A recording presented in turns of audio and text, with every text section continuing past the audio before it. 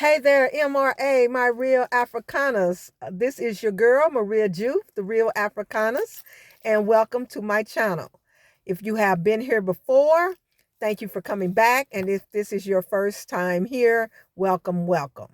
Look, I know it's been about a week and a half, right, since I've been on the channel, and I'm sorry about that. But you know how life is, right? Sometimes life, not real life, but sometimes life gets in the way for real, with the things that you have planned. So that's been the story of my life this past week, right? But I have missed you all. I have missed being on. I've missed talking and teaching about African history, the state of African studies, and current African affairs, because that is what I do. That's what I love to do. And that's what I do for real, right? So, but I still have been watching and listening, keeping my eyes and my ears open, um, so that I could keep, in touch with stories or with issues pertaining to the African and African diaspora community. And so, the one thing that I wanted to talk about real quick was this nonsense that I've been hearing online about, these condescending messages about being Black and about being African, right? Which are really disturbing to me.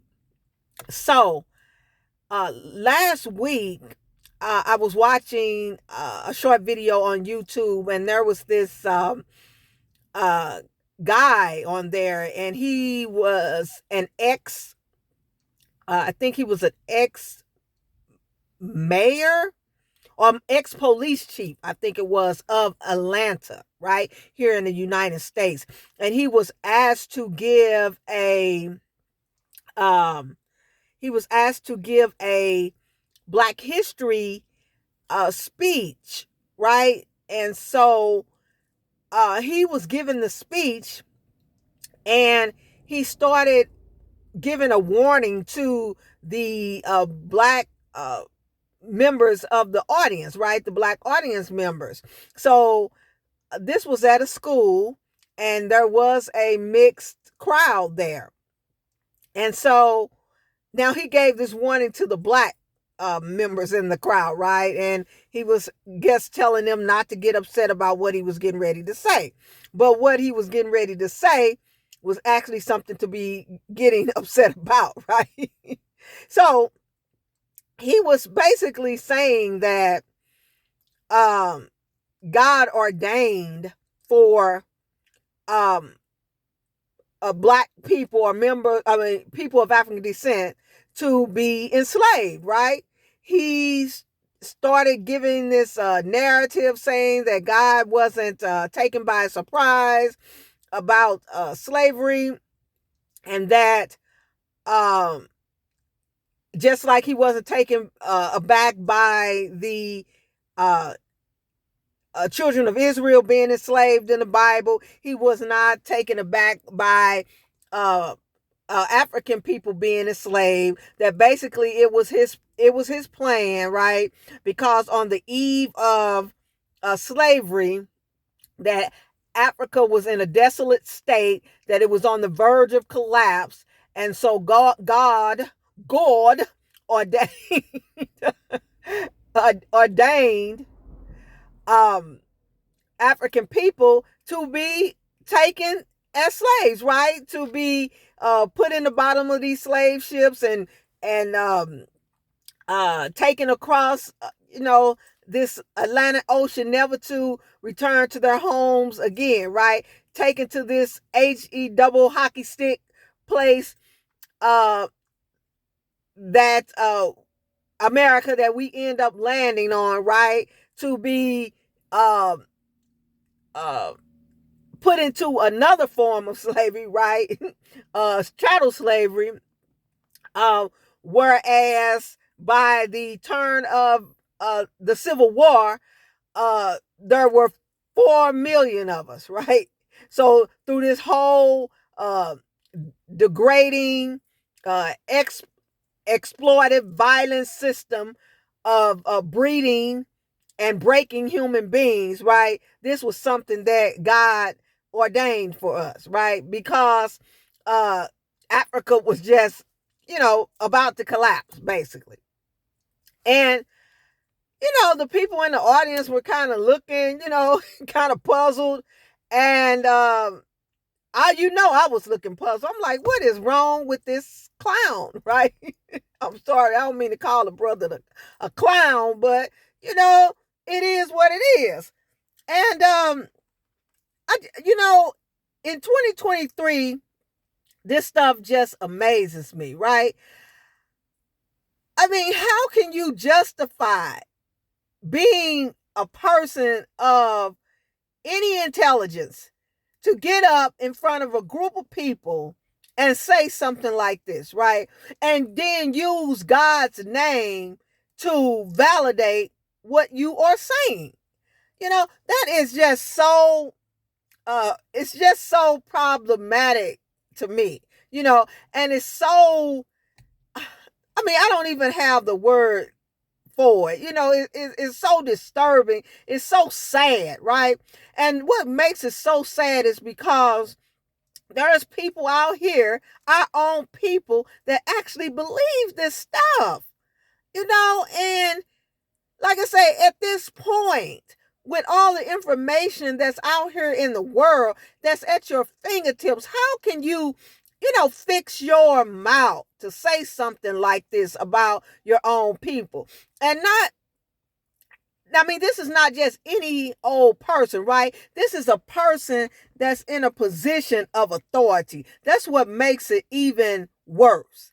You have people who actually put emphasis on what you are saying, who actually believe in the things that you are saying because you are a person that's in a position of authority, right? And so I just wanted to say to my African family, to my Black brothers and sisters, I'm I'm quite sure. I mean, that you don't believe that, but it's a lot of people out here that believe that, right? And I'm just saying, if you believe that, then I mean, I don't know what. I got a country uh for sale named America, and Christopher Columbus discovered it. I mean, that's all that I can say, because like I say, it's time out for this foolishness, and it's time for us to push back towards anybody, including our own people, who continue to put this nonsense and to put this junk out there, right? For so that impressionable minds like our young people will believe this stuff. Young people who don't really have the mind yet to reason and to have the rationale to determine for themselves what is true and what is not true, or who have not been exposed to um you know more information where they have something to challenge these narratives with, right? So I just encourage you, and and I won't even say beg of you, but beg of you, right? So, sit down with your young people and tell them the truth about who we are, about the glorious history of African people, and how our enslavement through the transatlantic slave trade, anyway, was just, 500 years of a glorious and a long history, right? Um, it's not just a short history of the time that other people have been trying to invade our continent and invade our lands. I mean, that goes back thousands of years. But for us as a conquered people, right, that it has been very, very recent, in very recent history. And these are the things that I hope that you as my audience understand. Those who do not know the truth, I hope that you do more research so that you can understand. And again, I hope you pass this knowledge on to younger people so they can understand and be proud of who they are as Black people and of people of African descent. This is not the first time that I've heard this kind of foolishness, right? I'm hoping that it will almost be the last, but I'm quite sure that it won't be. I heard another gentleman talking on a video, talking to Dr. Phil, who is a television host here in America, and he was also talking about we need more white babies, and I'll be happy to see more white babies because they seem to know more things than us. And this is a preacher as well. And that's another issue that I have, right? A lot of these people are people that are in or religious leaders, people, like I say, in positions of influence, right? And you have these people that are predominantly Christian, right?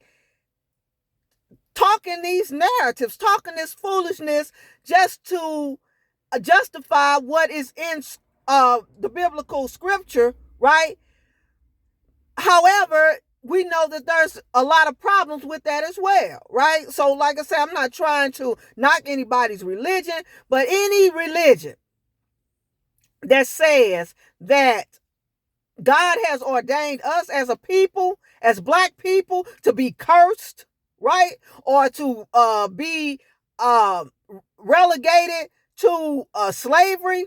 I don't want to have anything to do with that. I don't believe in it. And it needs to be challenged, right?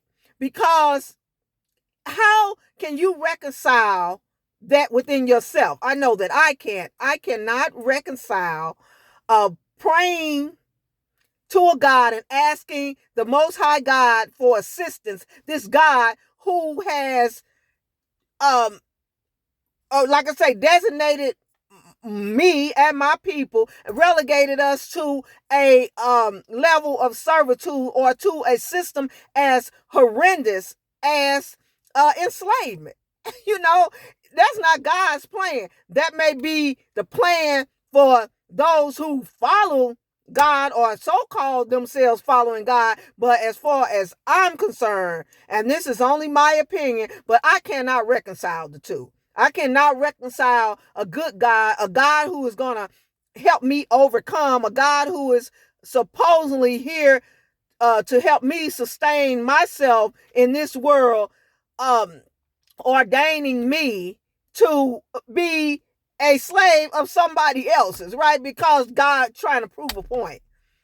Or God trying to prepare us for something that we already were, right? We were already kings and queens and powerful and built the first civilizations and built the first nations. So why would God ordain us to become slaves just in order to restore us back to the place that we once were?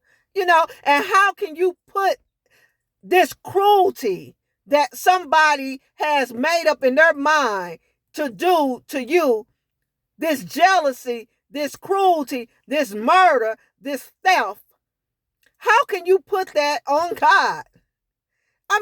That's why some of our folks are so psycho, right?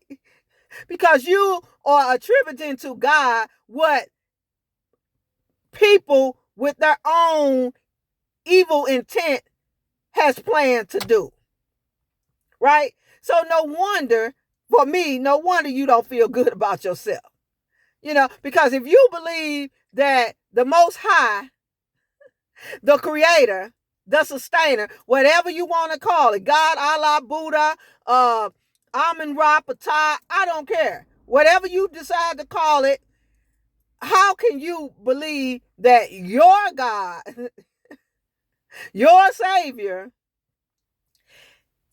will punish you in that type of way, but then turn around and tell you to lean on me for your help? Look to me, because this is where your help is coming from. Like I say, I got a problem with that. I don't believe it, and I can't reconcile it. And I suggest that you don't either. Like I said, I'm not trying to tell you what to do. I'm not trying to knock anybody's religion. You can believe what you want to believe, but that may have been a plan, but it wasn't God's plan. It was the plan of the people who carried it out, right? It was their plan. And it's still their plan today, right? I heard another brother also, he was unfortunately got caught up in a situation in Libya. He was an African who was, crossing the Mediterranean, I guess, for better opportunities. I understand that situation. So he was in Libya, I think, and he was trying to get to Tunisia, if I'm not mistaken, right?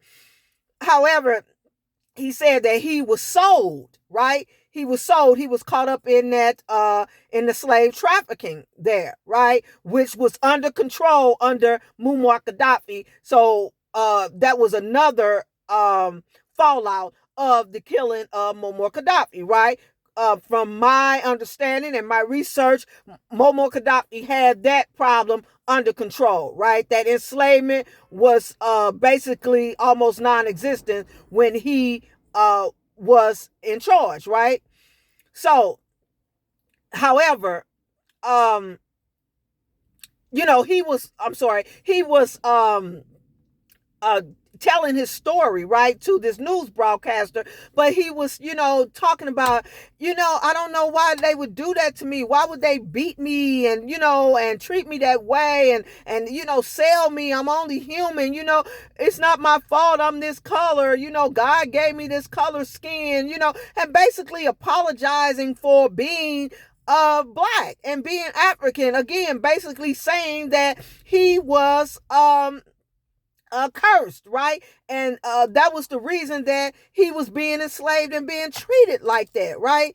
Yeah, that may have been the reason why they felt like they could do that, because they do not value black lives. But that was not his lot in life. Just because he was black, that don't mean that he should be treated like that, right? I mean, for every action, there is a reaction, right? And when our people, for whatever reason, not blaming them, because I guess they feel like their opportunities are on the other side of the Mediterranean, right? Or in Europe. But if you can pay attention to what has happened to others who have done that, this has to uh, let you know that that's not going to always be the case, right? And it's very dangerous trying to, take that trip to the Mediterranean, because this is what, can happen to you. And this is what's happening to a lot of our um, African young people who are trying to escape Africa to get what they call what they consider a better life or more opportunity, right? And like I say, my heart goes out to them, because I understand what they are trying to accomplish, and I understand the situations which cause them to do that. But that is not the answer. And that's definitely like I say, not God's plan for you to be enslaved, right? By people who have no value, who care nothing about your life. And so I just want you all to be proud of who you are as black people and as African people. I know sometimes it's hard, because sometimes we are so hard on ourselves. I'm gonna see, give us a little light. We are so hard on ourselves, and I hear it, all the time. A lot of our African people, we just talk down on ourselves all the time. So how can you feel good about yourself or believe that you are somebody by always talking down on yourselves and about your situation? I know life can get hard, but I'm just here to encourage you, to tell you to try not to let it get you down, and try not to let the hardships of life be a reflection on who you are as a person. Everybody's life is hard. Even here in America, we may not have all of the hardships when it comes to, like I say, the conditions of some of the places in Africa, but we have hardships too. like I say, believe me, the West is not always the best. It is people here in the West that really struggle and really live hard lives, right? Life is hard wherever you go. You look all around the world, people have struggles. People have a hard life. I mean, any continent, even in your heaven in Europe, people have hard times, right? You better believe they do. Why do you think they all the time or over here, over in Africa, like you say, trying to fight over our natural resources so they can continue to uh, feed their people and prevent the hardships that will come without Africa, right? So I just wanted to hop on here and say that because, like I say, I've been hearing a lot of foolishness, and it really hurts my heart because me, myself, I've always been proud of who I am. I don't care. And I've had my share of hardships. Believe me, I still have them, right? I still have them, and I have had them, right?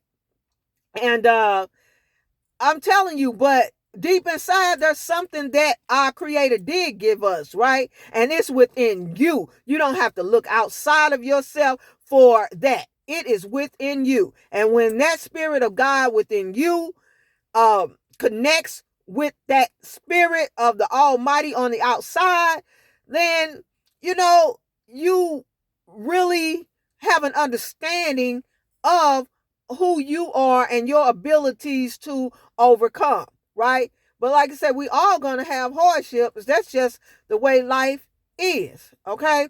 And like I said, I'm not here to preach or to talk about anybody's religion because to me, it doesn't matter whether you believe or not. I mean, enough things happen in this world for people who don't believe to be justified in their unbelief, and enough things happen in this world in such an order and in such a magnificent way to justify those that do believe, right? So, like I say, I don't have an opinion on that one way or another, but my opinion is about allowing people to make you feel bad about yourself, right?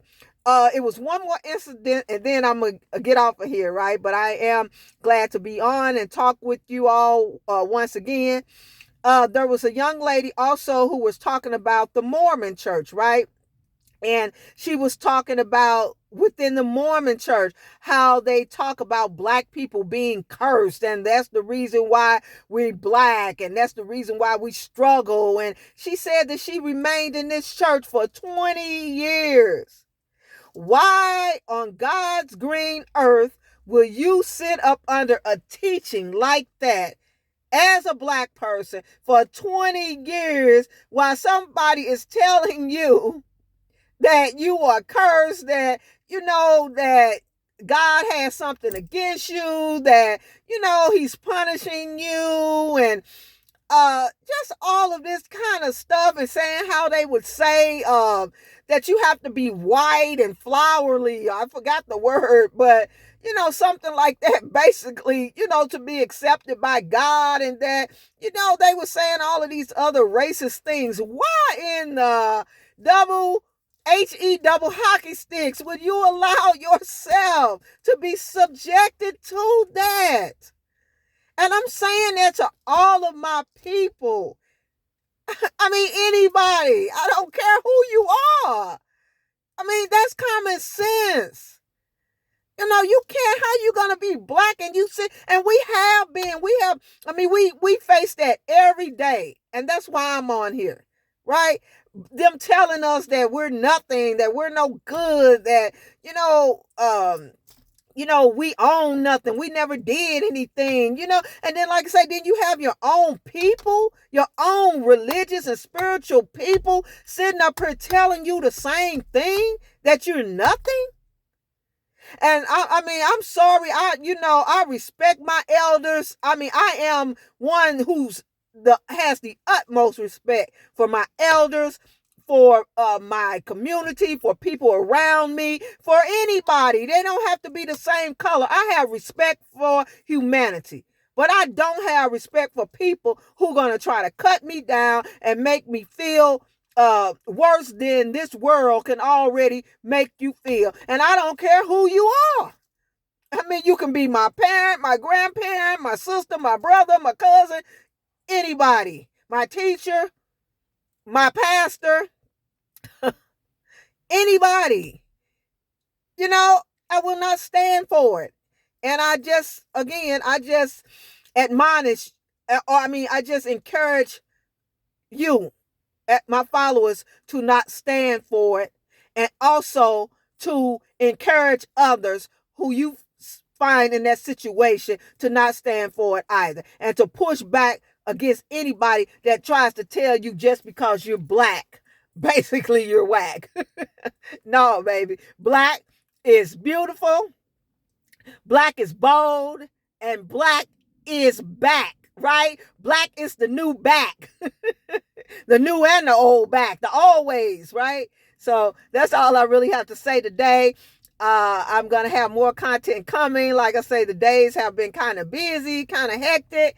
But I miss being on here. So, and like I said, I've been hearing that. And I said, let me hop on here and talk to the audience right quick and just encourage people to pay that stuff no mind. And like I said, if you sitting up in a church up under any type of religious tutelage or any type of tutelage, and somebody is telling you that you cursed, that you are nothing, that the reason why you're experiencing all of this stuff because you're black, you need to run for the hills. You need to get out of there as fast as you can and get to yourself and get quiet, center yourself, and you talk to God directly for yourself, you know, and find out who you are as a black person. You are the first people of the world, right? You're the first artists. You're the first doctors. You're the first astronomers, the astrologers. I mean, you are the first artists, right? So don't ever let anybody tell you that somehow, you know, you are less than because they have determined that you are less than. Okay, so I will see you next time. I hope this video is coming through okay. It looks a little grainy, so I hope you all can see me, right? And remember, I am Marie Ya Jouf, the Real Africanist, right? You can find me here at the Real Africanist. You can also find me at my blog at therealafricanist.com, right? And don't forget to like, share, comment, and subscribe, right? And also to hit the notification button so you can get notified the next time I put a video up, which will be real soon, I promise you, right? So I hope you all have a good weekend. And remember, fight the power, peace, and when you change the way you look at things, the things you look at change. See you later. Bye-bye.